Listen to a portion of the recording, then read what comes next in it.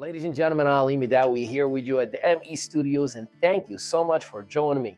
I'm so excited to delve into a fascinating trend that is reshaping industries and unleashing unprecedented opportunities.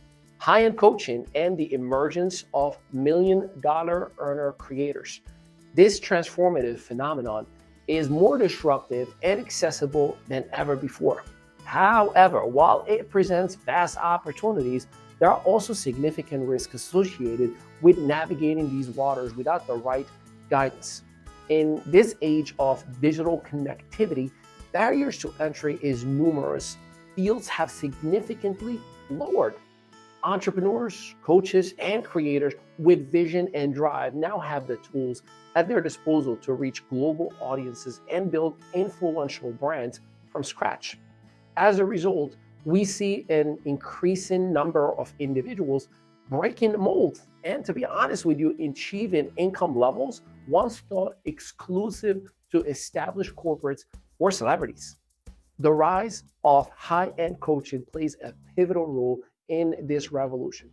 Coaches today are not only educators, but also strategists, cheerleaders, and connectors. They possess the ability to distill complex ideas into actionable insights, propelling clients towards remarkable success. These coaches, empowered by digital platforms, reach clients worldwide, offering personalized guidance and tailored strategies that create million-dollar opportunities. However, amid these promising horizons, we must tread carefully. The allure of rapid success can blind one potential pitfalls. Engaging with the wrong mentor or coach can be detrimental, misleading your vision and crippling your progress. It's aching to navigate without a map in a territory filled with hidden traps. So choosing the right guide is not only crucial, but it requires due diligence, accessing their track record, understanding their approach, and of course, ensuring their values are aligned with your core values. A great coach not only facilitates growth, but also empowers you with the autonomy to transcend with your potential independently. So as we navigate this era where disruptive is the norm and essential is remaining the certain, the path to becoming a million-dollar earner creator is fraught with challenges. Success stories abound, yet so do tales of those who veered off course to misguided advice or strategies not only not tailored to their unique circumstances. In conclusion, the potential is limitless, but so are the challenges. As you embark in this transformative journey, prioritize the right mentorship. Be vigilant about your associations and ensure that your mentor's visions align with yours. This calculated approach will not only mitigate risk, but also maximize your potential for success in building a lasting, impactful business and a brand as well. Today, I have an expert and a special guest who he is the epitome of millionaire creators. Dr. Obom Bowen, a 9-figure business scaling strategist. That's right, the founder of Underdog Millionaire and the Mili Club. His mission is helping fun, loyal, and integrity-driven speakers and business owners build a predictable 7- and 8-figure legacy business. He's the high-performance business coach responsible for $100+ billion in revenue for his Fortune 100 clients like Walmart stores, Jaffara Cosmetics, Chevron, and Walgreens. A 4-time award-winning international best-selling author who is focused on leaving a 100+ year legacy through philanthropy. Here is a bit more on Dr. Obom Bowen. All of us, we are living life either in V or S. Either pushed by vision or you're being pulled back by your story. True balance will never be this round, beautiful wheel we think it is. Because we're goal-seeking. You were born and your brain, God gave you, it's a GPS. So it always has to seek a goal. I want to frame your brain the right way. The majority of the energy in the world is negative. Positivity has to be sought after. This is what's holding people back. They are stuck in their story. The great, the brilliant, the genius, Mr. Obom Bowen. And you want to talk about value. The way that this guy delivers hour after hour is out of this world. It's stellar. We heard him speak about all the things that can take you or your business to the next level. I met Dr. O, and my life has just changed since. I read his book and I started working on it right away. It was things that I already knew, a lot of things that I didn't know, and it's just putting them together and in practice just literally changed the whole way that you think and made me leap forward. Dr. Obom Bowen is a decorated retired Marine, having received the Purple Heart for his service and wounds sustained in combat.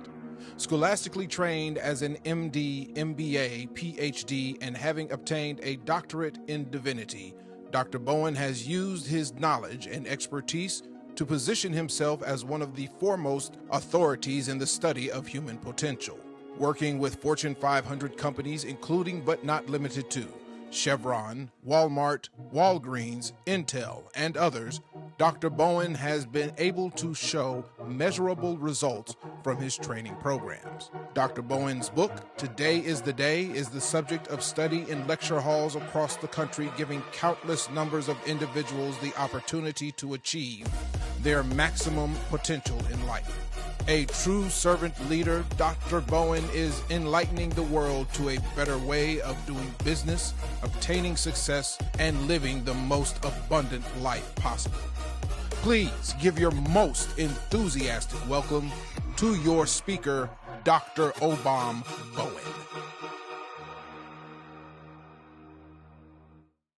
Welcome, welcome, welcome, ladies and gentlemen, boys and girls from all around the world. Ali Madawi with the Underdog Millionaire himself, Dr. Obom Bowen. Of course, you heard the intro. You saw his greatness. I am so excited to actually have the privilege to have you with me in here on the show. It's been a long time coming. I know that we had a slight interview about a year ago. It was maybe 20 minutes or so, but it was just, a little tweak of what we could possibly do. And I am so excited that we are here. And today, ladies and gentlemen, this is the ME Show. My name is Ali Madawi, and I am your host with the avocado toast. And I can tell you one thing, I will do everything in my power to get as many nuggets for you from a millionaire and a millionaire creator himself, Dr. Obom. First and foremost, thank you for being in here with us. How's Mexico treating you today? Well, brother, I can tell you, first and foremost, before we even answer that, your introduction just made me hungry, right? The avocado toast got me already. I had that for breakfast today, by the way. So Mexico's treating me well. Now you got me thinking about avocado. So I'm going to leave here and get some lunch and have some guacamole with my wife and daughter. So it's going to be a good time after we finish knocking this out. All day, every day. And by the way, you may be wondering, why is he doing an interview from his bedroom? That's his actual workplace. For those who don't know, Dr. Obom travels the world and does seminars and creates 9-figure businesses and helps individuals from the right integrity, the right mindset to actually build faith-driven businesses to the highest level possible. And you are in one of the resorts that you're working out of right now, yes? I am, yeah. I'm actually in Mazatlan, Mexico at one of the resorts that we do a lot of our events and retreats and masterminds at. Right on, right on. Well, first and foremost, I know the intros are always phenomenal. I know that the introductions are always great. And for many people, there's a little bit of that wow factor. But I do know you and I have had some conversations. We did not come with silver spoon in our mouths. I'd love no, sir. Mind. Tell our friends who are watching and or listening right now a little bit about those humble beginnings, those stepping stones that set you up to become who you've become today. Tell us a little bit about the beginning of Dr. Obom. Yeah, man, absolutely. Well, I didn't realize you was going to go right into it, but let's do it. So coming from the beginning, let's just go right there. I was born in Guyana, South America. It's a third world country. Those of you who know about it, you do. If you don't, there's the first way the United States found out about Guyana is through the whole "Don't Drink the Kool-Aid" Jim Jones, right? Back in the mid 70s, actually the year I was born. So Thank God my mom never drank the Kool-Aid, but I was born number 13 to my mom and dad in that third world country, 12 boys, 1 girl. We grew up very poor.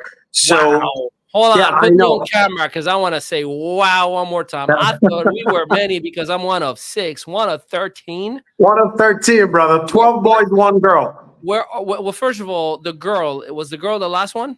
No, she was number 2, right? So she was What the was going second. on in that house? What was the ambition?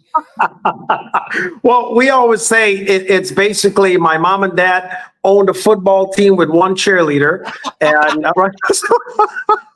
so my many times people will say like, "Oh, your poor sister," when it was like poor us, because since when I was born, my sister was already 26 years old. And she had 2 daughters, so I was born an uncle. I was already wait. Who are you? Hold on. You were born. Your sister was 26. He was 26. My brother before her was already 28. Yo, you are the ultimate son of some top producers. Let me just say. Listen, I just had my last daughter, same age my mom had me, right? And that was 6 years ago, right? I was in my mid-40s when I had my last daughter 6 years ago, and my mom was in her mid-40s when she had me too. So my family, we produce, bro. We multiply. Look, I can tell, and you didn't even need the Kool-Aid. You just went at it, did what you do best. That's been phenomenal. All right, go on. So 1 of 13. Yeah. 1 of 13, and growing up, one of the things I do love to learn. I'm a constant student. I'm a student of learning. For those of you, if you're taking notes, take this down. I learned years ago that whatever you put in comes out. So I started to put in a lot of great things when I was younger. Didn't know where or how or when it was going to come out, but eventually that paid off. I, at a very young age, graduated from high school, pretty much around 12 years old, went to, in Guyana, what's called President's College. It's kind of like the equivalent to Harvard here in the United States. So the government paid for my tuition there. And then literally the year, like 18 months in, my paperwork came through to be able to come up to the United States. So then I came to the United States, was too young to go to college. They tried to send me back to school in the US at my age. And then I basically tested out from the 8th grade, 9th grade, 10th, 11th, 12th grade. By that time, I started to get really frustrated with the American education system. So I started to get into trouble. Ended up going to school in Brooklyn. I got kicked out of every high school that was good. Then I got expelled from the worst high school in New York. This was back in the early 90s. Long story short, I ended up leaving New York, going down to Georgia, finishing my last senior year of high school there, still graduated ahead of time with honors, graduated at 16, and eventually joined the military. I had to wait to join the Marine Corps because I wasn't even old enough to do that. I spent 20 years in the Marine Corps, got bored throughout serving, was on the infantry side of the house, was a Force Reconnaissance Marine for a while. In that process, I started going to college. I started doing part-time jobs, businesses, you name it. At the end of I got married at 19, back up for a second, to my first wife. And that ended in a real terrible divorce 14 years in. And then the last 6 years of my retirement was getting my head on right because I'd gotten injured in Iraq. I got blown up from the waist down. I was paralyzed for 9 months, was in a wheelchair, couldn't walk, couldn't talk. And then ended up in a bad divorce, ended up homeless, living in my car for 5 years, got into direct sales where I met my wife now. That was almost 20 years ago. And, as I say, the rest is history. But that history was really tying into personal development, plugging into the right people, right mentorship. I started reading a lot of books that focused a lot on your associations and wealth development.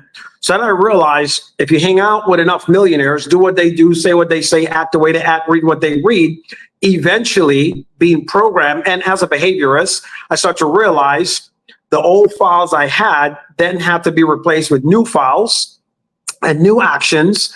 So over time, it's going to compound. And then I created this phraseology I learned from a mentor of mine, which was show up consistently with a good attitude over a long period of time with desire and faith. If you're willing to pay the price, find other people who are going to pay the price with you, success will eventually take its place. So, in a nutshell, that's kind of my story. I know and understand the struggle, just like everyone else would have.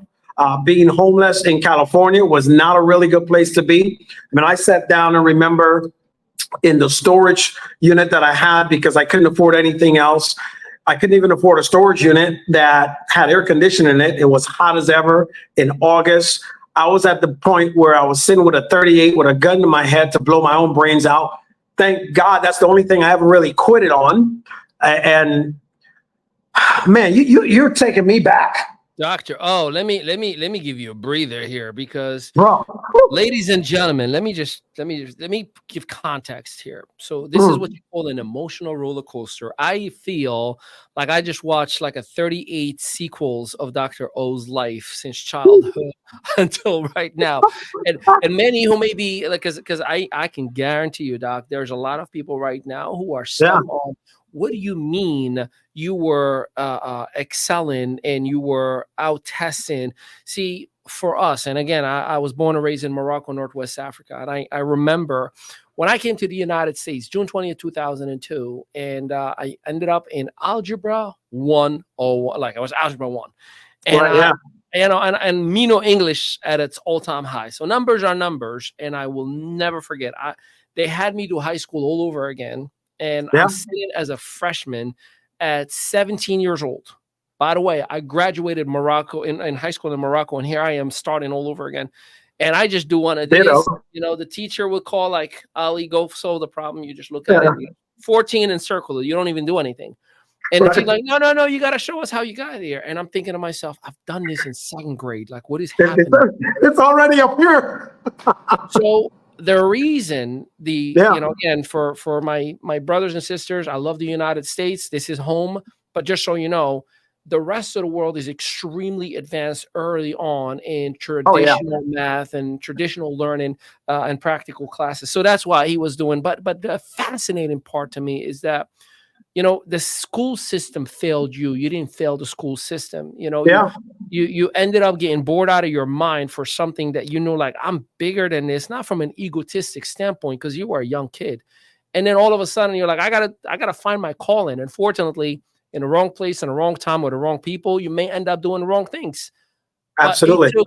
It took that level of advancement for you to find the worst place ever, for you to say, military, best thing ever. And thank you, by the way, for your service. For you to come back at an early age, married, and you're like, let's go life. And you're like, nah, we're about to destroy that element as well. And you go through this horrible divorce, and then you figure out, let's go to Georgia, and you figure out, let me go to the West Coast, and all these ups and downs is the epitome of your adversity is the biggest deposit in your success. And you just showed it and proved it to every single one of us.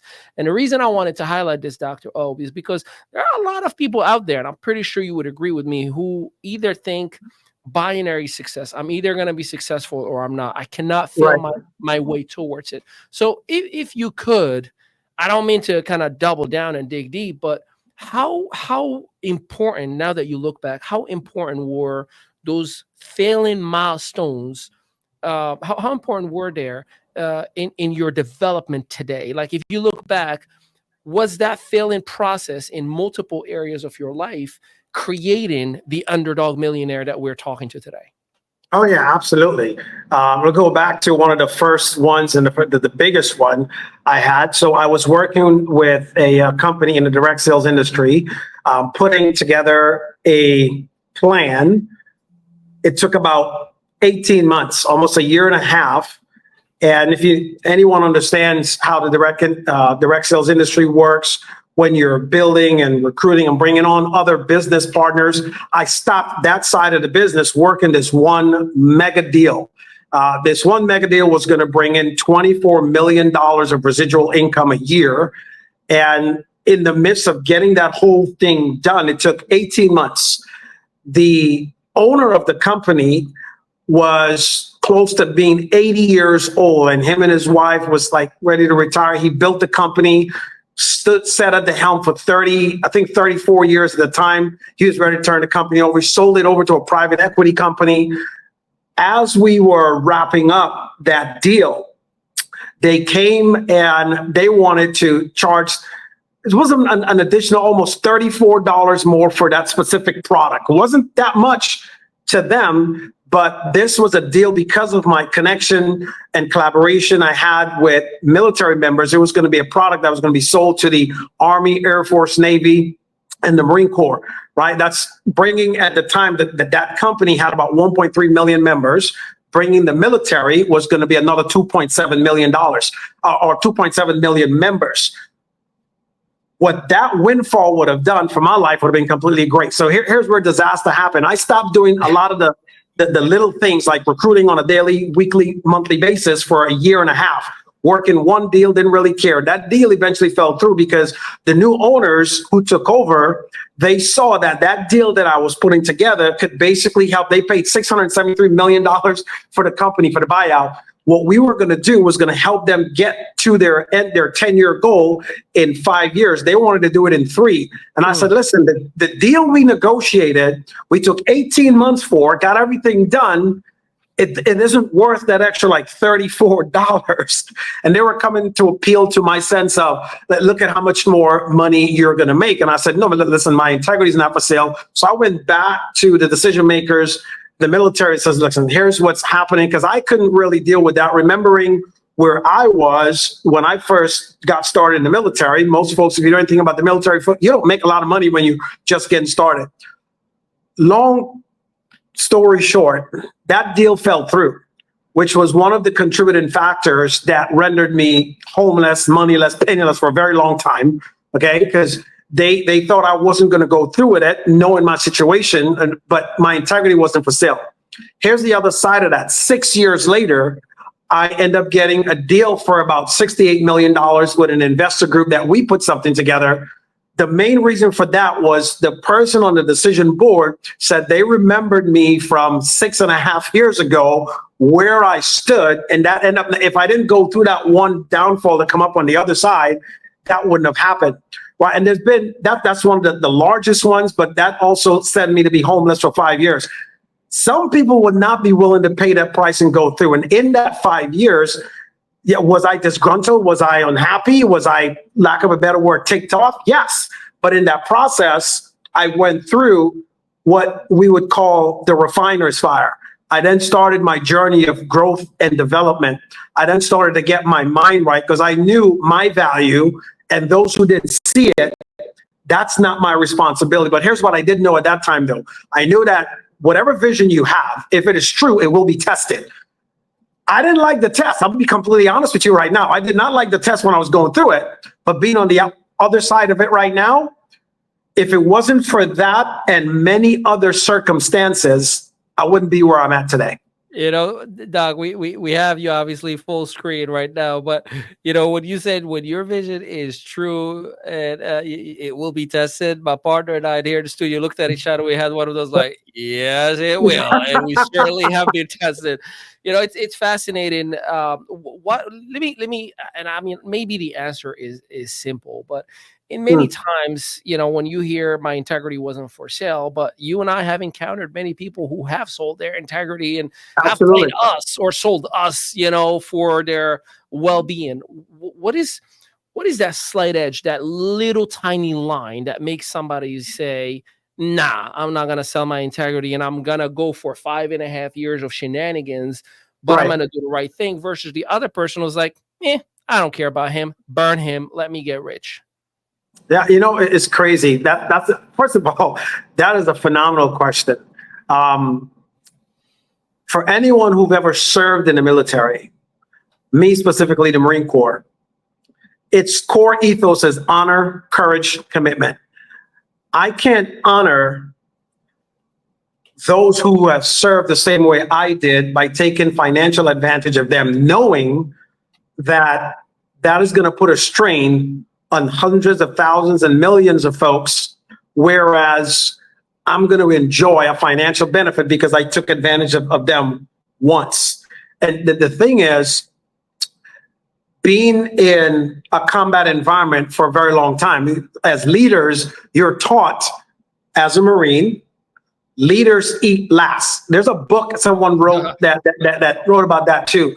And literally, when I was in Iraq, every single day we ate, I was the last person that ate.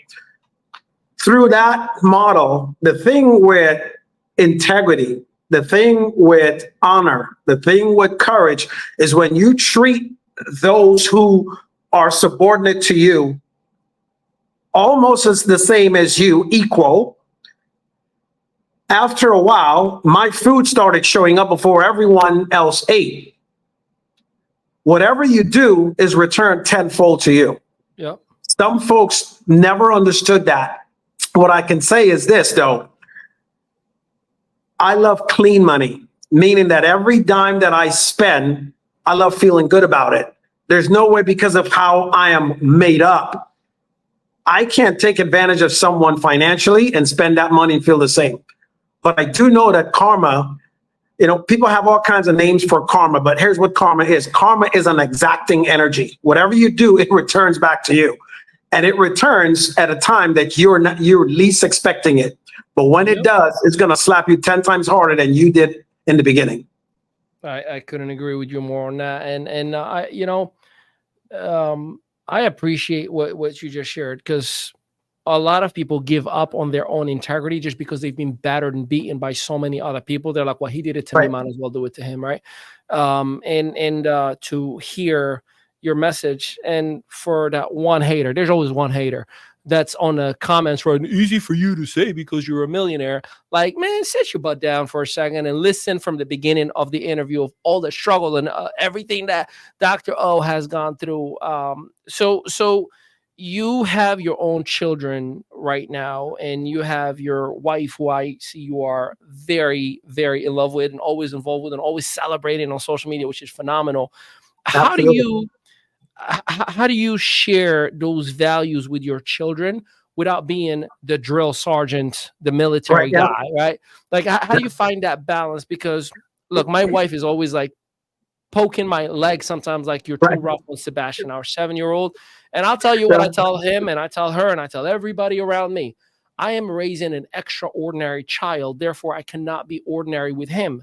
So do me a solid, unless you have extraordinary discipline and or extraordinary advice, let me do what I do. Now, I'm not a drill sergeant. I'm not like hardcore, but I have very high standards with the kid. So help me out from a parental advice / just a husband and a family man. How do you bring those values into the family without annoying the family with the business-minded guy? Absolutely. Yeah. Well, first, I'm going to give you what we call the Habbo card, which is Habbo Brother Out card. So here's the Habbo card for you, bro, right?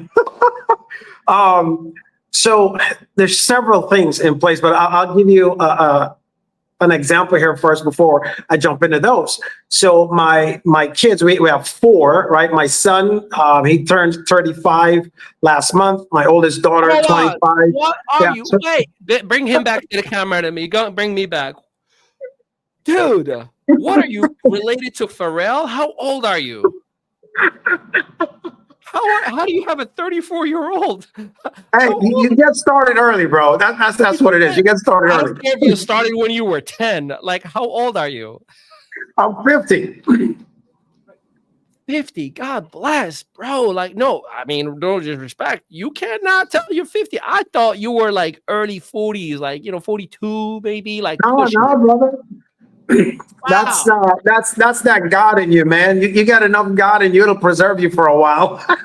Yeah, I dig it. All right, good. Go back. You're 34-year-old. So my oldest son, well, my son is the oldest, and my daughter after him is 25, the middle daughter is 23, and my daughter now is 6, right? So she was born 16 years apart from the last one. So it's almost like she's an only child. So the bringing up of her is completely different than the bringing up of my son, siblings, and then the bringing up of the girls. So the girls were, most of their rearing was done while I was active duty military. So some of that before I matured, there was those drill sergeant years where it's like, You do as you're told because I said so, and that's it, because that's the environment I grew up in. And then my girls got to the teenage years, and or just before that, in the early like preteens, 10, 11, 12, 13, they started to have a voice and say more. And I start to realize, because we communicated a lot, that I was hurting their feelings, and I learned that their feelings is their feelings and not mine. So I then learned how to communicate with my kids. I took my kids to communication workshops and learned how to communicate with them. But then I started treating them as adults. It's okay, great. Here's the deal. Very early on, I started teaching my kids how to manage themselves around the 24 hours in a day. So they had a planner. I had a planner. They planned their times. I fit mine in there. We crossed a lot of that over. But I started teaching them responsibility very early on. And we taught them responsibility and penalties. So we started with simple things like most parents know, cursing.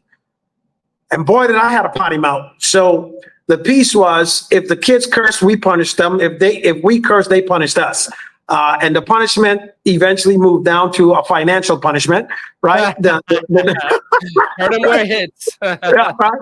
It moved down to a financial punishment. That jar was getting really, really heavy. Then they started going to Six Flags a whole lot more than I wanted them to, because I was cursing. And, so eventually that started to change. But what I would say is, especially my girls, because they're a little more sensitive than my son, is they would tell you probably maybe 50 to 70% of the time, lack of a better word, dad was a pain in the butt. But as they're older now, they're able to see things differently. I was that father that when my kids would say that their friends get an allowance for doing the dishes and cleaning and all this other stuff, I would tell them, well, that's not in this house. You doing the dishes, cleaning, that's how you pay rent. You want some extra money? Read a book and write a one-page report. So I knew what the benefit of that would have done for them in the long run. I remember one summer, my kids, I spent about $1,200 because we used to pay them $20 a book. All summer, those kids read. They were trying to read me out of money that year. But they read a book and they would do a one-page summary, or we would have a 30-minute conversation on that book. And they were all personal development books. Books like Think and Grow Rich, How to Win Friends and Influence People, The Slight Edge. A lot of the books that I knew would move them in the direction they need to be as responsible adults, which they are today. The second piece is, in every relationship, one of the spouses, husband or the wife, has got to be the leader and direct the family. So my wife and I assumed the role of leader and would always share this with my wife now.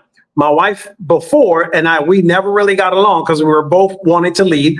So we fought and did all those things in front of the kids. That's one of the reasons why the marriage never really worked out. But with my wife now, we both got on the same track. We'd also agreed that whenever there's an argument, whenever there's a fight, whenever there's anything going on that we don't agree with the kids, even if I said something she doesn't like, she'll bite her tongue. We'll get behind closed doors. We'll get somewhere else away from the baby, and we will discuss that. And then one of us would eventually have to go up and apologize to our kid, which is crazy because some parents don't treat kids as if they're adults, but they are. They're just smaller. And the way we program them is who they grow up to be. So my 6-year-old now, that child is so responsible, bro. It's unbelievable. Like in the mornings, my wife and I, we get up, we're at the resort, we go work out. She sleeps, wakes up when she's done. There's a list on the door that she gets up, she brushes her teeth, she gets her morning routine done, gets all the stuff that she needs to do. She eats, then she gets her tablet, she can get her play until my wife comes back. After we have breakfast, she eats, and then she can start school. So the last piece is being in congruency, which is where my wife and I are at. We're both in congruency with how we're going to raise this child, because like you, we're raising an exceptional child. How we're going to raise her, how we're going to punish her, how we're going to reward her. And we are 100% in lockstep, even when we don't agree, but we do it behind doors where she doesn't see. But kids are so smart because she knows when one of us is upset, and we'll go and lock the door, start, and we'll come back out and she'll be standing there going, I don't like it when you two are arguing. We're like, what are you talking about? Oh, I know y'all have been arguing in the bathroom, Dad. Right? She's 6 years old. So Yeah, no, I'll tell you this. I so appreciate your thoughts on this because it feels, many times and I don't mean disrespectfully, but the ordinary minded individuals out there, they look at you as the crazy one. Like, hey, Right.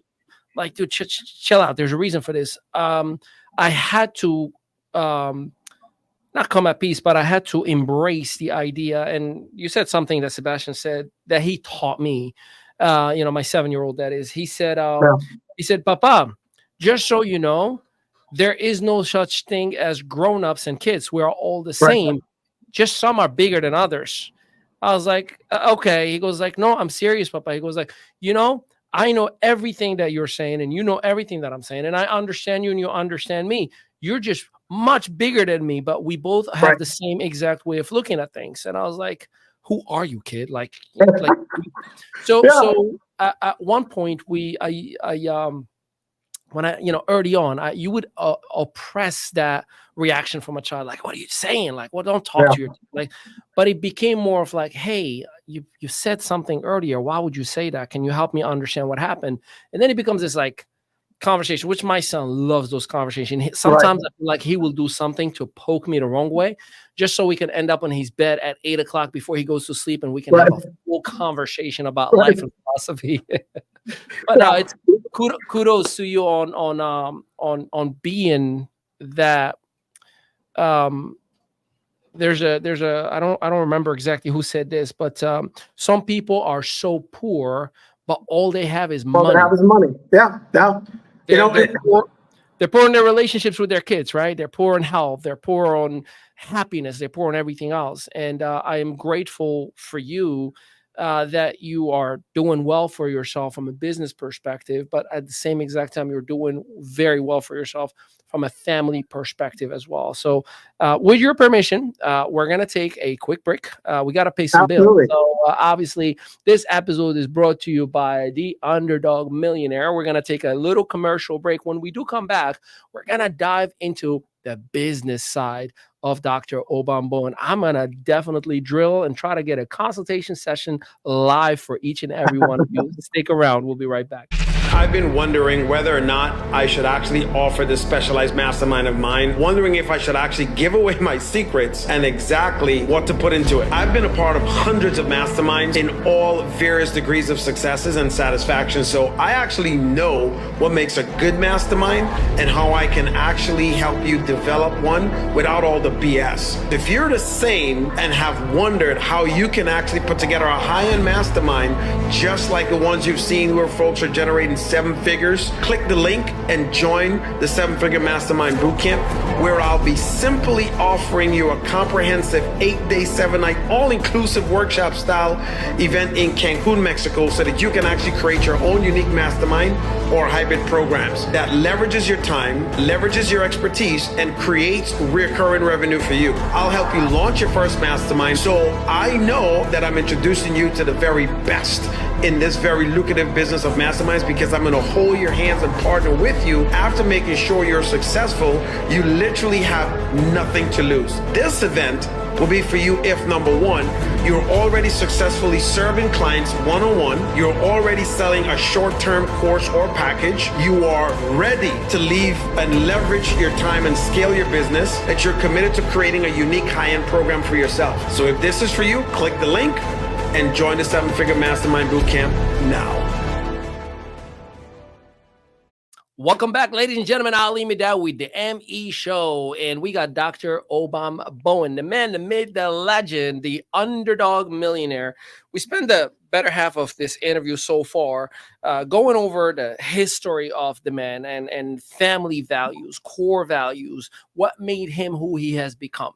Well, now, with your permission, I want to go ahead and dive into who he is today. What is he doing today? How is he doing it today? The kind of clientele that he's working with. Why is he focused on the impact that he is creating, the philanthropy side as well? And for somebody who's worked with Fortune 100 companies like Walmart, like Walgreens, like Chevron, and major other ones out there, why is he still fired up to still do it at the level that he is doing it? That and a lot more. So, Dr. O, as your friends call you, if I may say, Dr. O. Yes, I sir. loved it. I was talking to some mutual friends, and Brandon Eagle, the gentleman that you referred to us, and he was like, Dr. O is the man. I was like, oh, I get to call him Dr. O from now on. It's like a superhero name.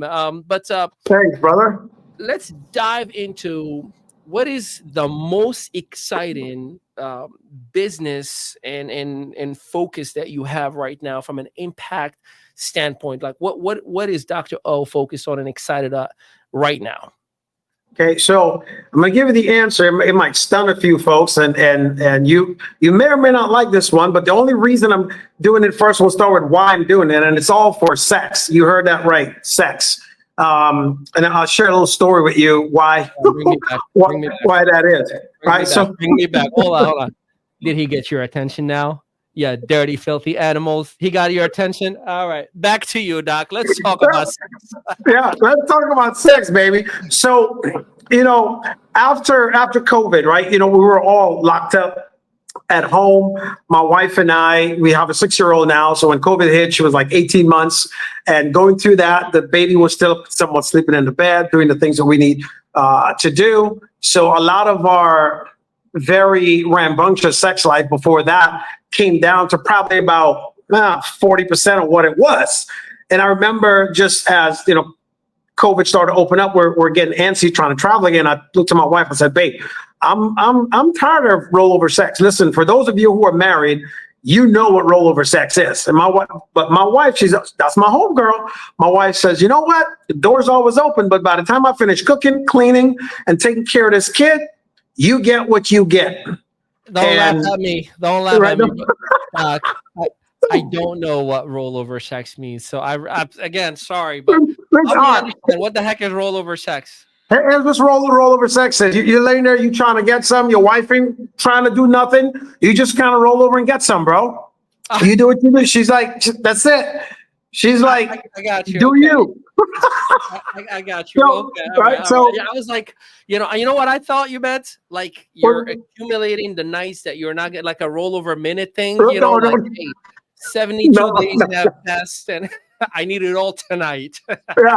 When they're tired, that's it. You do what you got to do, and that's it. End of the day. So I saw it as a challenge. I love challenges. I said, all right, baby, let's do this. Let's take a 3-week vacation and go to Cancun, Mexico. So we went to Cancun, and it was at an all-inclusive resort, one of the ones that we end up buying at. So after the first week, when my wife had a chance to relax, chill, have some drinks, she's Mexican, so the tequila was flowing like there's no tomorrow. The resorts in Mexico, they have this thing called Kids Club, and your kids can check in from 9 a.m. They get them up till like 9, 10 p.m. at night. And the kids go there. The kids don't even, bro. The kids don't even want to come out. Where everything is so great. After about the second week, my wife had energy like there's no tomorrow. And listen, it was bam, chicka, wow, wow, 2 to 3 times a day. And I was looking at that going, you know what? She's not cooking. She's not cleaning. She's got the drinks are flowing. I can get late. I changed. I'm no longer black. I'm Persian now. Right. So just for the record, because my wife watches all of our episodes. Babe, I did not put him up to this. This is not me trying to convince you of anything. I am happy with you. This is just where the conversation ended up. But hold on, Doc. Go on. Okay, I continue. So looking at that, I said, listen, you know what? This is really, really good, because at the end of the day, what happens if, as a business owner, I can take away the ability of you actually having to go shop, or your wife grocery shopping, thinking about what to cook, cooking, laundry, cleaning, all that stuff. If I can remove that from your life, how much more productive would you be? I started to realize during the day, I had about 2 to 3 hours to take some extra calls and do a few Zooms here or there. My wife had some time to sit down to read and get back to doing the things that she really wanted to do and relax, while our daughter was head over heels having a blast, but our dating and sex life also improved.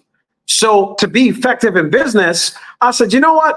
I went to the hotel manager and I asked them, because they do most folks can understand and relate timeshare, but there's another level of folks who they call the new wealthy, that's buying live-in memberships where you can live 3, 6, 9, 12 months at the resort. And I said, listen, how much of the time can I buy? I mean, I bought 20 years. So I said, you know what? That's it, babe. Let's just go back, sell the house. Don't have to worry about nothing. No cooking, no cleaning. The next 20 years, we'll just chill, relax. And that's how this whole thing started 3 years ago. So for the past 3 years, we've been living at resorts, enjoying it. And because of the membership that I bought, their highest membership they got, I didn't want to go back to the States. And I had one of my events to do, and I basically ended up inviting a few clients to come out who fell in love with the week-long, all-inclusive, all-you-can-eat. We got a bunch of work done, had a bunch of fun, still had a great time. And that's when the idea was you can stay home, make a great deal of income, help a lot of folks. So I ran and started doing masterminds, retreats. It's all done for you with folks. We did the done for you last year. The year before we were doing done with. And now it's just, I bring work to the house. But at home, there's no cooking, there's no cleaning. Everything is done. I get up, I work out, my morning routine is done. There's a hot plunge, cold plunge, ice, you name it. I'm living a very high-end luxury life without having to think about it. I don't have to pay the pool boy anymore, the person to cut the grass. None of that. That's all the responsibility of the resort. So when someone comes to spend a week with me now, I no longer have to even think of the logistics that we normally used to do when I would do private mansion masterminds, right? So I sat down a year ago and just completely made my lifestyle a business model, and everything just kind of skyrocketed from there. So now for a lot of the high ticket coaches, speakers, authors that want to provide something like that for their clients, we do it for them, but we also do it for ourselves by helping a lot of our clients come and learn and grow, get a chance to network and collaborate with me. And now I'm starting to do just get-togethers, week-long networking sessions to where you can actually build long-lasting relationships to build and grow empires and legacies together.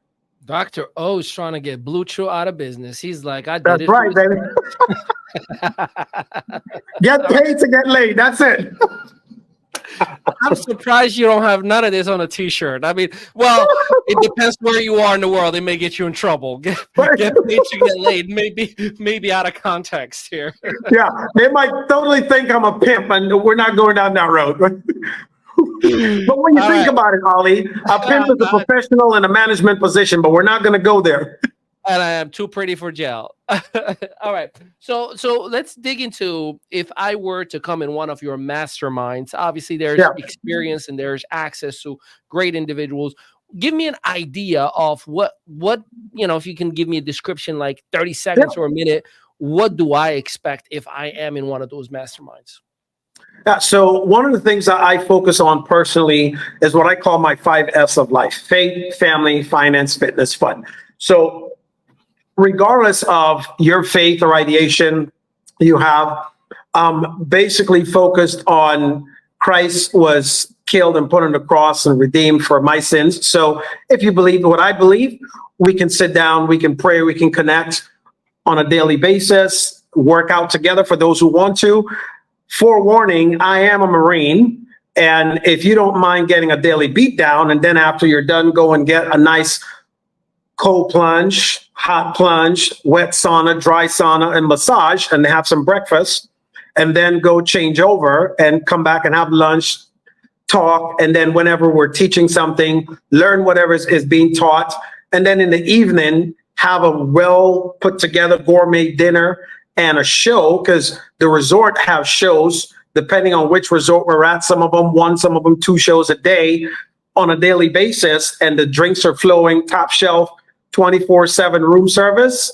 That's what the average day is like, to include learning and business getting done at the same time. What kind of individual from a business perspective, any specific genre of entrepreneur or type of entrepreneur? I mean, what is the ICA, the ideal client avatar for these specific masterminds? Yeah. So initially, I started off in the space I was most comfortable with, right? As you said earlier in my intro, I'm a 4-time award-winning international best-selling author, but I also own a book writing business, and I also own a book publishing business.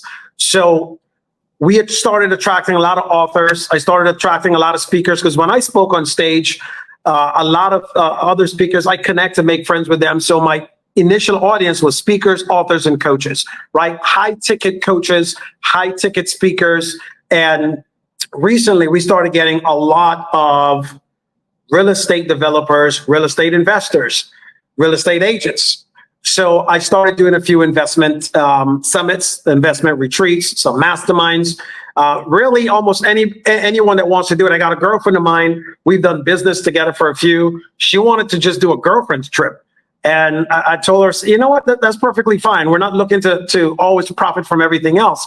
But what I started doing with a lot of my own network is doing these VIP type trips where they can come out and hang out and network, and then realize I'm able to expand my own personal network by offering this as something that a lot of other high ticket players can do. So we're starting to do a lot of high ticket or high level networking events where folks are just coming. We just planned one for a high level investor group that's going to come out. There's 23 investors. They're going to spend a week going over some of the things in their portfolio they're going to invest with. But the whole goal is to have a blast, do some business, network, and leave happy. Doc, if I may, and with your permission, can I be a jerk and ask a jerk kind of a question? And absolutely. I always love the devil's advocate. I'm speaking on behalf of everybody behind me that you don't see, right? And there's a reason for that. I'm sure you would agree with me. There's a lot of hype marketing, right? There's a lot of exaggerators out there, or great marketers who do really good at creating value from a marketing standpoint, but they never deliver. I remember there was an event a couple of years ago in St. Lucia, and like you're going to meet billionaires and you're going to go in private jets and you're going to it was phenomenal from an experience standpoint. Right. But as far as the value, when you got there, like you paid, it was like $7,500 for what I know for a fact would have been maybe a trip A to Z, maybe $1,000 for everything else. Right. But there was no real wow, I walk out of here with a blueprint of a business. Can you help me educate? And that, again, that one person who's sitting in here and that one person that you're sitting here is like, man, Ali's just pumping this guy. What am I going to get? Like, I get the experience and I know the value of the experience, but I want you and what's in your brain. Is that something that will be gotten in this mastermind? Yeah, absolutely. So one of the ways I structure it is how I live my regular day. So my day is broken down into 4 quadrants. The first quadrant is sleep. So you're not going to get me while I sleep. That's midnight to 8. That's me and my wife. That's bound chicka wow wow time. You're not getting me around that time. Talking about the sex too. Yeah, I definitely don't want to be around. That is definitely not going to happen. And the second quadrant is morning routine. The morning routine, that for the person is optional. I work, my wife and I, so we wake up at 8. We're at the gym at 8:45. We'll work out for 30 minutes. And after that 30-minute workout, we go to the spa. And at the spa, we'll have the hot plunge, cold plunge, hot sauna, dry sauna, wet sauna, steam massage. That time, if someone is there, we're conversing. Like, for example, you mentioned Coach B, Brandon. He came out to one of the events, and we started 3 businesses in the cold plunge. Right. One of the days that dude worked me out. I thought I was going to die. I'm a Marine. He was a Marine. He's still Air Force Special Operations. Both of us are Special Operations guys. We're pushing the crap out of each other, almost killed each other, like overheating.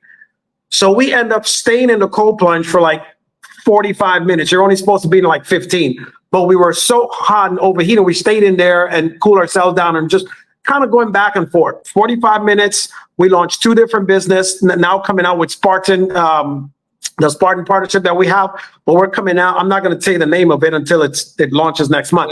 But we're coming out with a whole new program from that. And we launched another nutrition business from there. So the quality time was phenomenal. After that morning routine is over, then we pretty much head back, changed over, and spent some, that day we didn't have anything planned. So we spent some time together. We talked, we got done. Him and his wife, they went and they got an excursion and they went out in town to have a good time. But every night at dinner, there's dinner every night. So we have dinner at 6. Dinner from 6 to 9, we have quality time together. We'll have dinner together. That's time to talk, connect, collaborate, network. And then we'll have a show. After that, the night is done and there's about 3 hours left till about midnight. So there's plenty of time to always connect and serve. And that's the reason why we kind of created the day that way, because the other 2 quadrants of my day is work, which is normally 12 to 6, and then 6 to midnight is family time. So we run our entire events still within the confines of my day, and that gives plenty of time for me to connect. A lot of folks like to call it, hey man, can I pick your brain for something? There's plenty of time for that. What's the most exciting result that you've seen an entrepreneur create after they've experienced this mastermind and or worked with you over the years from a solopreneur standpoint? Yeah, it has nothing to do with the money. The greatest rewards for me, and I'm different than most people. I value family, my faith in family now more than anything else. We've saved at least about 70 marriages. Wow. A lot of times for the events, what's most important, what I didn't say is the spouses are included, and we always invite, if you have kids, bring your kids too, because the way we run it is it gives you the chance and the opportunity to still do business and have buku family time. So like an example of how the skeletal structure is made up, in the mornings, you have your own morning time, morning routine, 8 to 12. So you can do whatever you want. No training starts before 2 p.m. Right? So you have that time for yourself and your family. If you need to, if you came with your family, you can still do family time when there's training from 2 to 5. Your family don't miss you that much. They're probably out at the beach or the pool, and you come back, you just stepped out for a few hours. So imagine that in a window, and then there's 3 full days that you have to spend with your family. You can either go and do an excursion. You can do one of the days we have, as I call it, get laid day, when you travel with your family, because that's the day you wake up, breakfast in bed, you go out, you get do your morning routine, hot tub, hot plunge, cold plunge, massage, right? And manicure, pedicure, all in the package for a couple if they're there. You do that, go to dinner, and get back to the room. If you didn't get laid with your wife, something's wrong in that picture. So I built it in for everybody. We've saved a ton of marriages, bro. Look, let me just say, first and foremost, I understand why you saved a ton of marriages. You know, and I appreciate the disclaimer. It's like, you know, absolutely. Actress, you know, like, do not ask for a refund, because that's on you, bro. Like I did everything for you to set up the time, the mood, I get it. Everything. The setup was the setup. Yeah, no, I appreciate it really, you know, when you put it in the perspective that you have, like, yeah, sure, money is great, but it goes back to, like, some people are so poor because all they have is money. All they have is money. I believe that, you know, when your relationship is good with your significant other, communication is better, contribution and collaboration is better, support is better, which leads to the success. You know, like, success is a residual outcome of many variables that we don't see from behind the scene. And I believe that you guys work on creating that. Yeah, and if I can add one thing else for you, brother. Sorry to cut you off. I was going to say, so as you were saying earlier, you know, building that exceptional child. I'm doing the same thing with my daughter, right? Building the family legacy and business. From the time she was born, this is all she's seen. This is all she knows. So for her, the daily grind that folks talk about, she sees business getting done in a very professional, casual, fun way. The conversations that we're having, a lot of the other kids are around. We've also, like, for those who came with their teenage kids, by the end of it, they're invited to the events. And kids are going like, hey, Dad, I want to start something. Or I heard Dr. O said that you could do X, Y, and Z with this. Like, can I start? We've had kids start blogs, kids start YouTube channels. Well, one of the most successful kids we have was an 11-year-old who started, what's the name of the game? Minecraft. He started a Minecraft YouTube channel. That was a year and a half ago. Now he's got like 15,000 subscribers doing this stuff. Kid makes about $2,500 a month from just playing games and putting that on there because he was at one of the events. So the aspect of family being involved and connected is extremely important. 100. And you know when most of the business gets done? When we're sitting around at the pool, playing with the kids, questions starts to get asked, and then all of a sudden it became a session because 2, 3, 4 people have something else from a question, and all of a sudden that hangout turned into a mastermind. Yeah, no, I totally get it. When is the next one? Are we expecting another mastermind to take part? When is that happening? Well, the next one is not going to happen until next month, the month of December, which, by the way, you're not lucky, you're blessed because you're my brother and we needed to plan this early. But in the month of October, I typically do not work. So this is one of the only things I'm doing that's work related. As my wife's birthday month, I take the month of October off. So the next one is going to be in November, and the one after that's going to be December, the week of December 7th to the 14th. The reason why I know that one, that's my birthday week. And I always tell my wife for like the last 17 years, I work during my birthday month to pay for her birthday month, right? So, but the next one's going to be December 7th to the 14th in Cancun. Right. And we have a link all the way in the bottom trickling down. That is the appropriate link that we would want everybody to go to. And don't worry, we're going to put a lot more website links, different assets that are going to be available along with this interview that you are listening to right now. We're going to take one more commercial break. When we do come back, I'm going to dig into the mindset side of what it means to be an underdog millionaire and how you can go from zero to hero. We'll be right back. Courage destroys regret. In my life as an entrepreneur, and I've built very successful companies and businesses, I understood that 4 major things played a key role in all my areas of massive success. And number 1, that's positive expectancy. When you can set your mind to something and look outright, take action to make it happen, you will remain and stay positive in that endeavor until it happens. Number 2 is applied faith or active faith.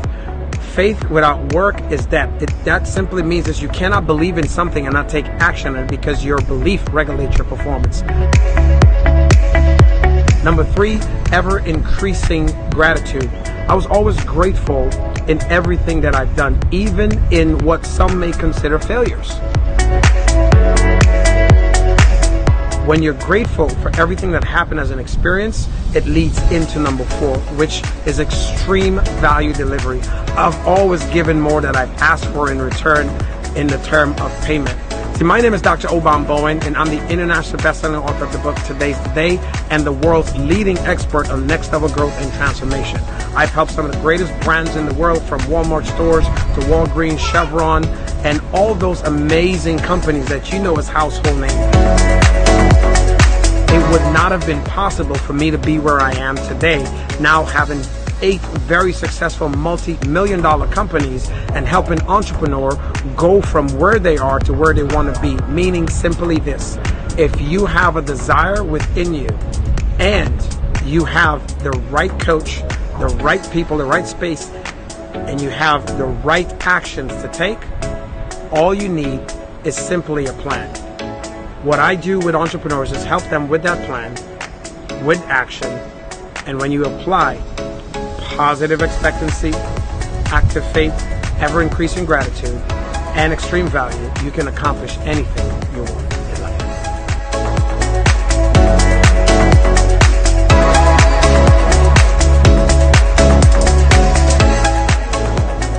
Say hi. Ah, man, that was so beautiful to watch. My name is Ali Midawi. This is the ME Show, and welcome back with Dr. O on an exclusive interview. And I'm doing everything in my power to get as much nuggets for you as possible. Dr. O, if we can dive into what I believe is the core essence of becoming successful. And a lot of people think, oh, if I just have a $5,000, cash flow, or if I just have $10,000, or if I just am a millionaire, I can be successful and have everything that I want. And I'm pretty sure you would agree with me the money comes after you check off all those mindset elements that we got to have. So if you were to kind of give us a little bit of an understanding of what is the mindset that you would want to coach somebody to have in order to become that 9-figure, 7-figure, or 8-figure, or even 6-figure starting success story that they wish to be. Yeah, absolutely. That's a very powerful piece of a question and statement to share too. I'll start with this. I was a big fan of Jim Rohn years ago, who always said, never begrudge the money you invest on true education. Education, not necessarily schooling. School and education is two completely different things. So mindset is key.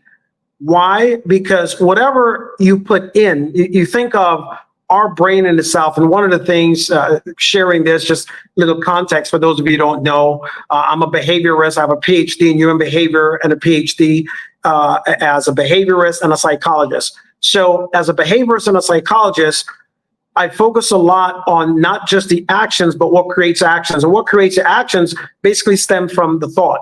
So if you think of your own brain, your own mind as a computer, before you program that computer, it has nothing. That computer never puts out anything that was never put into it. In other words, garbage in, garbage out, good in, good out, great in, great out. And the simplicity of it is you have to compound the effect of what you put in to be able to come out. It's the reason now, the difference between education and school, we go to school to learn, is what we're supposed to do. But mostly school today is a system based on memorization.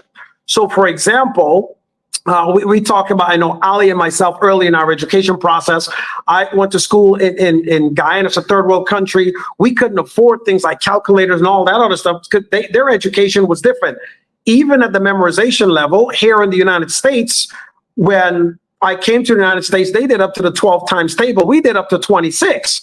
And most Americans, they know 12 times 12 is 144. Great. Ask them what's 12 times 13 or what's 13 times 3, right? They don't know. They haven't went to that level yet.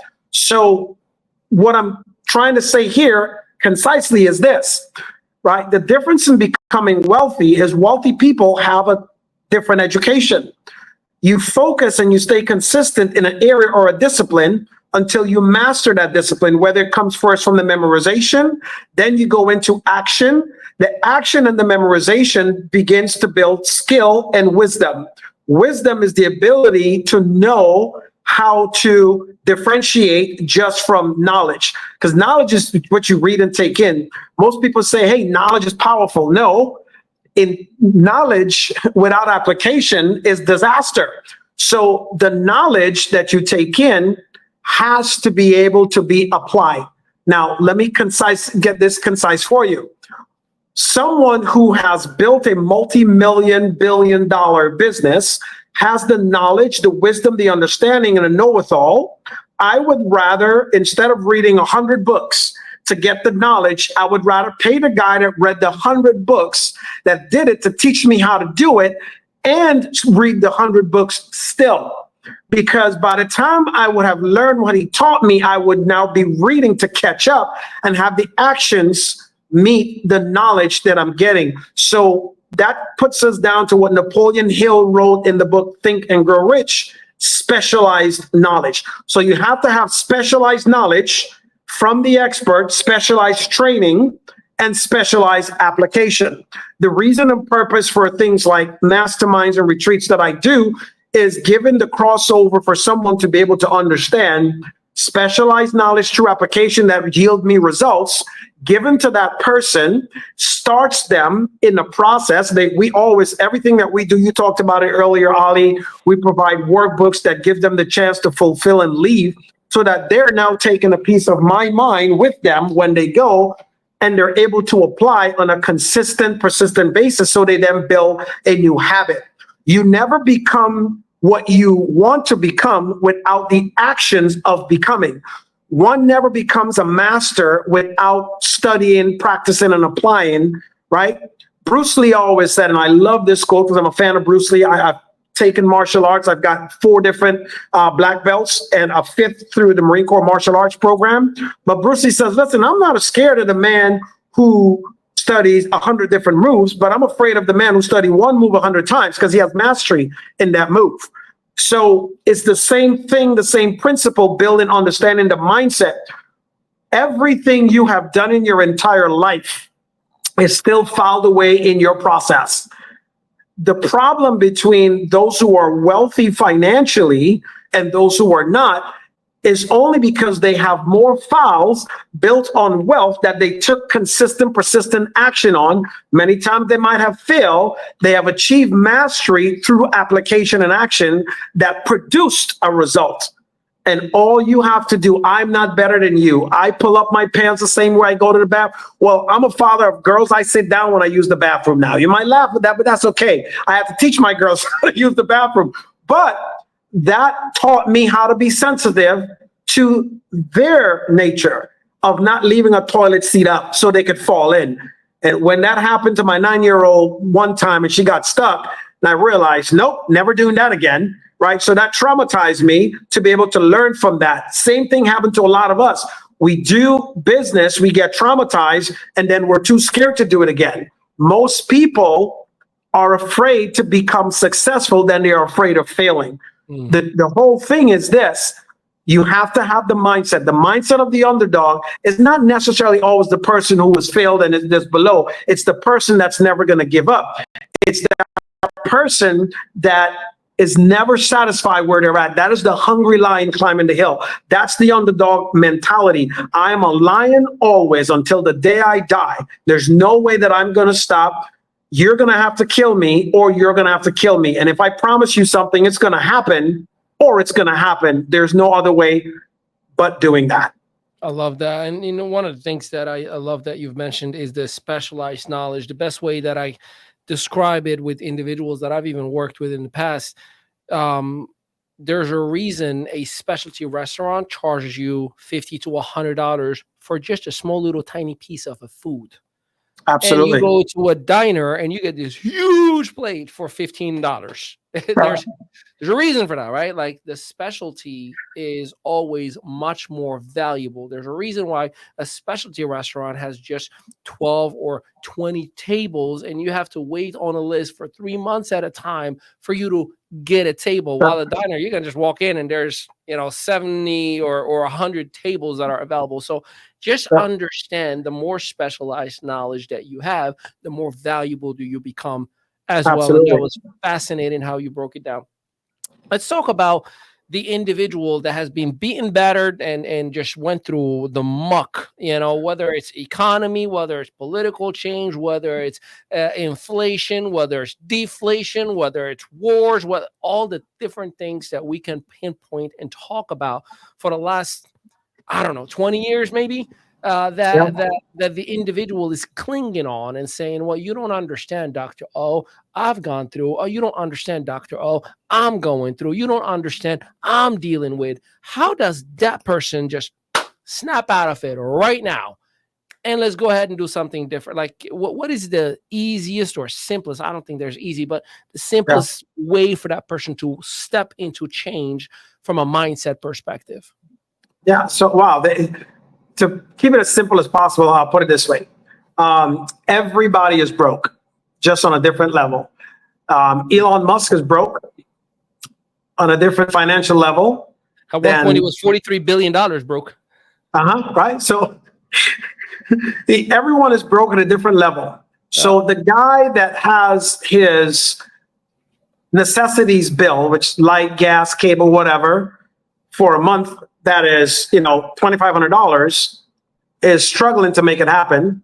And the guy who has his bill at $50,000 because he has a 7,200 square foot house and a big old pool and, the garage with 9 cars, he's struggling to make that bill. Everybody's broke at a different level. The thing is, the higher the level of brokenness you got, because broke is a temporary state of transition. Poor, which is passing over opportunities routinely, in a sense, is you just keep passing over opportunities and not taking them, so you're constantly going to remain poor.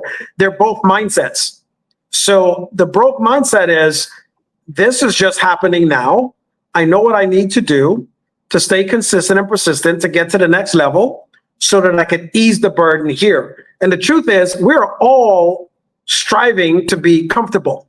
Why? Because the brain was created to seek comfort. I generate a whole lot of money to live a comfortable life. Some people might not want to fork out as much as I do to live the way I do, but I don't want to have to do the things I want. My rationale is I want the ultimate comfort. I want to get laid every day, 2 to 3 times a day by my wife. So I'm going to work as hard. I love how no matter what we say, we always go back to. It comes right back to it because that's what's driving me, bro. Basic needs. I've broken my life down to 2 basic needs: food and sex. That's it. I need enough energy to go do it again. So I'm going to make as much money as I have to so I can have those 2. I think you inspired a lot of men. Go on. No, but when you think of it, everything we do is to get to what our level of comfort is. And when anyone gets to their level, I call it, in a sense, in a business term, level of inspiration. Whatever your level of inspiration requires for you to be at financially, you will work as hard as you need to for as long as you have to make that happen. The difference between most wealthy people and those who are not is wealthy folks, we find a way to have our money do work for itself and grow instead of working directly for the income. So we then start to build passive streams of income that have other means to create the lifestyle we want. Now, for me, whenever I want something new, I create a new stream of income. Most folks who don't have that mentality, if they want something new, they create a new bill and they use it through credit. So credit is killing folks. So if you have an increased income, you're only going to increase hardship. What wealthy people do is they reduce hardship by increasing income. And that's where you have to have your mindset shift. That shift only happens through, as we discussed earlier, the specialized knowledge and the application of that to give the lifestyle. So the person that's in that place right now, like, how do I make that shift? First thing you have to understand is this.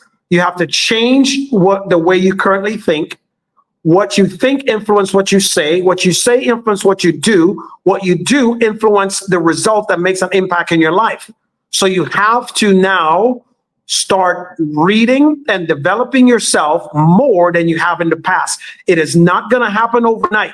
But if you want it to happen faster, there's a phraseology I created years ago that says, if you want to go faster, you partner with a master. This is why you get a coach. This is why you get a mentor. This is why you pay someone who's done all the work that you actually need to do to help you get there faster. But if someone is going to help you get there faster, you still need to do the work to maintain it. Because if you don't do the work to maintain, you will lose. Whatever you don't manage, you lose. This is why things like folks who play the lottery and win end up broke worse than they were 3 years before they got the money. Why? Because they never learned how to manage it. So you still need to learn and apply and do to manage so that you can start getting yourself where you need to be mentally through your actions so that becomes a revolving door. Powerful, powerful as ever. Now, I'm sure you could do a 3-day seminar just on what you were talking about right now. Absolutely. It's so hard for a person like you and I to keep an interview, like down to an hour. Yeah. There's a lot of phrases and terms that we've read and learned over a period of time. And you've mentioned about reading. They say readers are leaders, right? And I do a lot of audiobooks. Like if you're not talking to me, if I'm not on a Zoom and if I'm not interacting with somebody, my headphones are on, and I'm just, constantly listening to audiobooks. Tell me about some of the books that, I know you've mentioned a couple of authors that we have mutual admiration for, but a couple of books that have made the major impact, or a book that you've recently read that everybody's got to kind of jump on it. What would that book? And this Absolutely. Is where, wink, wink, you talk about your books. Yeah, absolutely. So, some of the ones that make very, very good impact in my life personally for me. Actually today I just finished reading again for like the 15th time, The 4-Hour Workweek by Tim Ferriss. Phenomenal book. The revised version. How come that idiot's rich and I'm not? It's a phenomenal one. But my absolute favorite books, which is 66 different books in itself, the Bible, Basic Instructions Before Leaving Earth. Everything about success is in the Bible.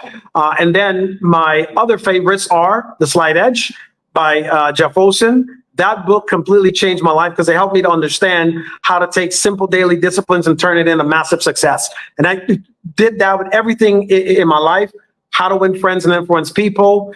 And then, of course, Think and Grow Rich. Then, if you want to help yourself, take your mindset, go to a whole other level, you want to pick up Today's the Day. I wrote it. It's my book. It's a phenomenal read, right? And that book helps you to take who you are to become who you're going to be and see the process and steps in between there. It's a workbook, so it helps you work through a lot of that. If you want to work on your relationship and life, you get my other book, Passion 365. You want to know why I love sex and get it so much? That book will give you the hint, go to chapter 10. It'll tell you why I'm the way I am, right? That book is a phenomenal one. But then you want to start focusing on bringing it together with, depending on whatever your faith is. I wrote my newest book, This Is Why Christians Are Broke, which focuses a lot on the spiritual aspect of wealth and how to do it and follow it and generate legacy wealth in your life.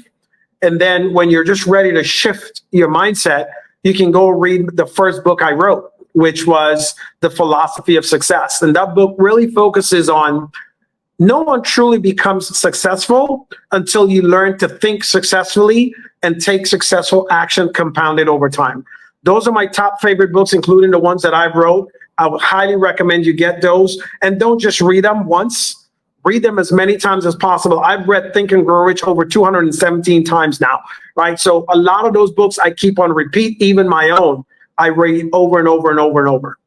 I love that. And Dr. Obom's books will be in the copy with this episode. So just go right into the description or the caption or the copy, depending on where you're watching and or listening to this episode. And of course, you're going to be able to get this information. All right. So we got the $1 million question for you. And if you're ready for it, this is how we bring it home. So let's just say, and I pray to God this will never happen, but everything is gone. Money's gone, reputation, influence, network that you have. You don't have access to any money whatsoever, but I'll let you have a cell phone. You have access to a cell phone and social media because that's a necessity now. It's like not having water in the way we live right now. What are you doing to get back to where you are within 3 to 6 months? Oh, that's easy, bro. First thing I'm going to do is establish a network close by where I'm living, bring value to them, start referring a lot of the people that I meet to connect with each other and start bringing value to them so I can get known as the person who brings value in my circle. Doing that, you start to build influence. Influence is the most important thing you can have. Then I'm going to create a program or something. Right now, within my current situation, if that's even gone, I would create a way to start doing a mastermind together where I can support the 2 or 3 people that I actually believe in their product or service and sell that as a way to build referral income until I can have the time to establish and build a high ticket program, write a new book to build influence and have the ability to go and start speaking on stages so that I can build my new audience. And from there, eventually offer mid to high level and high ticket programs that'll eventually put me back in the driver's seat within 3 to 6 months. And there you have it, ladies and gentlemen. I told you that I'm going to do everything in my power. I try to be so intellectual with my questions so I can get that consultation for you. And we did it. Dr. O, from the bottom of my heart, and I know, again, it's October. This is where you don't engage in any business activities. Thank you for giving us the time. Thank you for giving us the opportunity to share your gift, your knowledge, your wisdom, and your genuine truth, who you are as a person. A lot of people hide behind the avatar and don't allow the person to get to know who they are, like to laugh with you, to joke with you, to talk about intimacy, to talk about things that we probably would be talking about if we're just hanging out around, a fireplace, and that meant a lot. Thank you for the golden nuggets. Thank you for educating each and every one of us that A, it is possible, B, it's doable, and it is being done as we speak right now. And there's, of course, the opportunity to start fresh. So you know that it is coming up. There's another mastermind next month and a month after that. So make sure that you go to the link that is associated with this content right now, and make sure that you register. Make sure that you at least inbox, send an email, ask for more information. Make sure you pick up the books. You know that books are have treasure maps in them. And I mean, there is an absolute treasure map. Now, here's the catch. You're not going to find that treasure map the first time you read the book. The average mind picks up just about 7 to 8% of what is being picked up. A genius picks up 13% of what is being exposed to, right? That's why you got to watch a movie so many times and you're like, I don't remember this episode, and I don't remember this scene, right? Same thing is happening when it comes to a book.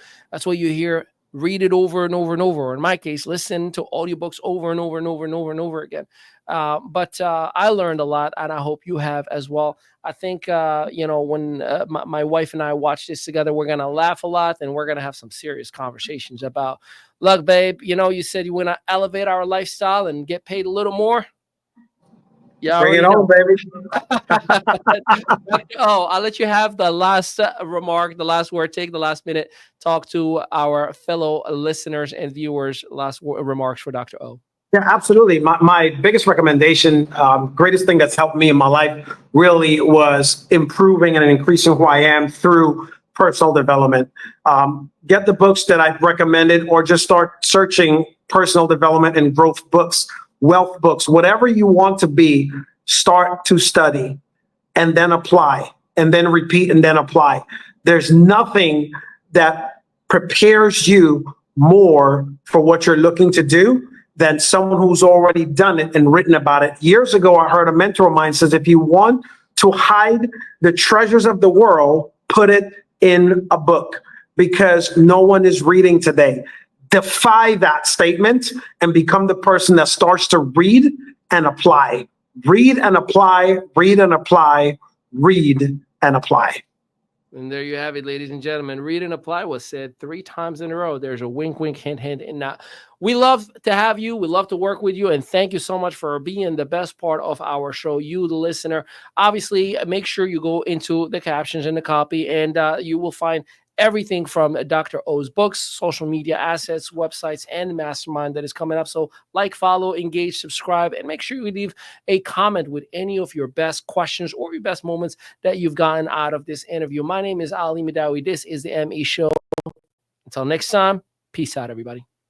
I've been wondering whether or not I should actually offer this specialized mastermind of mine, wondering if I should actually give away my secrets and exactly what to put into it. I've been a part of hundreds of masterminds in all various degrees of successes and satisfaction, so I actually know what makes a good mastermind and how I can actually help you develop one without all the BS. If you're the same and have wondered how you can actually put together a high-end mastermind just like the ones you've seen where folks are generating 7 figures, click the link and join the 7-Figure Mastermind Bootcamp, where I'll be simply offering you a comprehensive 8-day, 7-night, all-inclusive workshop style event in Cancun, Mexico, so that you can actually create your own unique mastermind or hybrid programs that leverages your time, leverages your expertise, and creates recurring revenue for you. I'll help you launch your first mastermind, so I know that I'm introducing you to the very best in this very lucrative business of masterminds, because I'm going to hold your hands and partner with you. After making sure you're successful,